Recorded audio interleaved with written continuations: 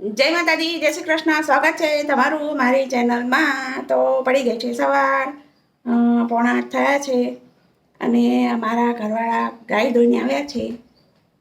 તો જો આટલું દૂધ ભરવાનું છે, પછી આટલું ઘરનું કાઢ્યું, આજે વધારે કાઢ્યું છે કારણ કે આટલું અને બીજું થોડુંક પડ્યું છે. થોડુંક ચા મૂકશું ને બંનેને ભેગું કરી અને પછી પનીર બનાવવાની ઈચ્છા છે. અને આ ચા માટેનું દૂધ છે, અત્યારે ચા મૂકશું.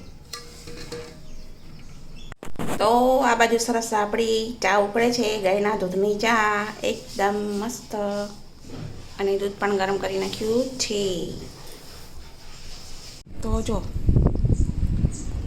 કચ્છમાં પવન એટલો બધો છે ને, બાયણા ભટકાય છે.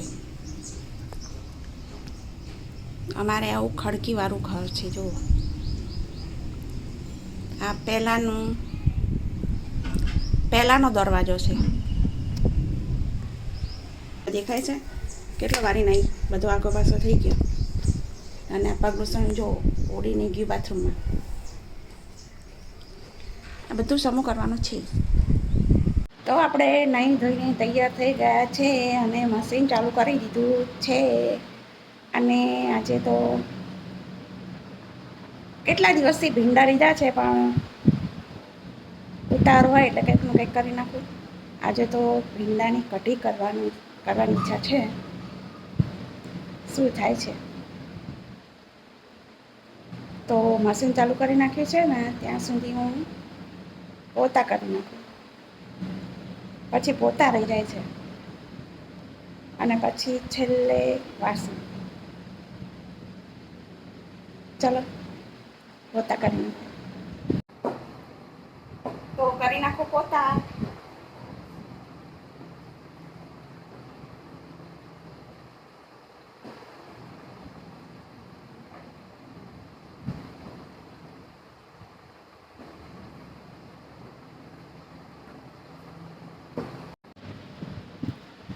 તો પાણીની ડોલ રૂમમાં રાખી આવી છું અને 10:30 થયા છે. તો કરી નાખું પોતા.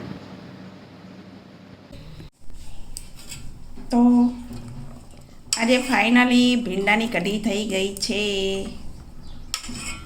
તમે જોઈ શકો છો. ઘાટી બનાવી છે, સાથે છે રોટલી.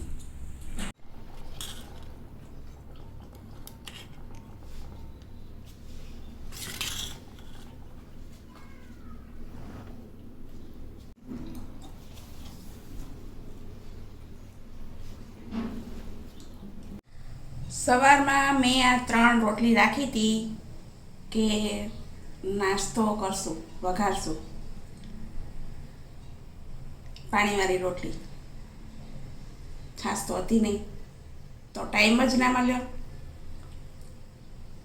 તો મને લાગે છે કે આ કીડીયુંના નસીબમાં રોટલી હશે, એટલે જ હું નવરી ના પડી. જો ભલે બચારી ખાતી.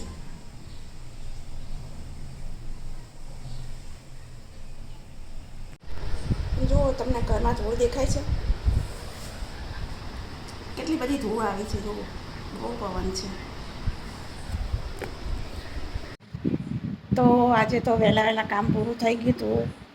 કચરા, પોતા, વાસણ અને મશીનમાં કપડાં પણ નાખી દીધા હતા. પણ એમાં શું થયું કે હું પોતું કરતી હતી ને, તો મારો જે વિકલાંગ પગ છે ને, એથી 12-13 વર્ષ પહેલાં હું પડી ગઈ હતી.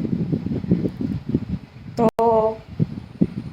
બોલ ક્રેક થઈ ગયો હતો અને ઢીંચણમાંથી પણ થોડું ક્રેક થઈ ગયું હતું. અહીંયા વધારે છે એટલે જરાક મને પોતું કરવામાં કે કંઈક ફેર પડી જાય ને, એટલે અંદરનું હાડકું દોઢવાઈ જાય છે.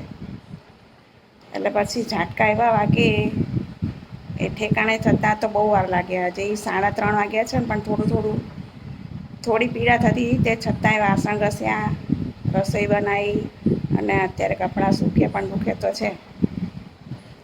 અને વિકલાંગ જે પગ છે, અહીંયા ઓપરેશન થાય એવું છે નહીં. એટલે બહુ ઉઠક બેઠક કરવામાં આવે, કામ કરવામાં આવે તો તરત એવું થાય છે. તો હું અહીંયા મારા વિડીયોની એન્ડ આપું છું. વિડીયો પસંદ આવે તો લાઈક કરજો, શેર કરજો, સબસ્ક્રાઈબ કરજો, સારી સારી કમેન્ટ કરજો અને તમારી બેનને સપોર્ટ કરજો. મળીશું આગલા વિડીયોમાં. જય માતાજી.